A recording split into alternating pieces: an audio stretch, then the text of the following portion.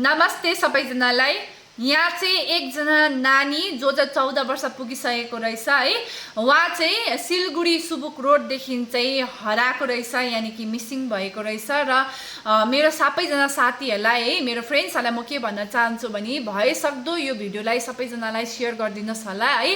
तपाईको फ्रेन्ड्सहरूलाई सेयर गरिदिनुहोस् होला, ताकि यो भिडियो एकदमै छरेर चाहिँ भोलिको दिनमा यदि यो नानी कहीँनिर देखिहाल्यो भने चाहिँ उहाँहरूले यो दिएको कन्ट्याक्ट नम्बरमा कल गर्न सकोस् है।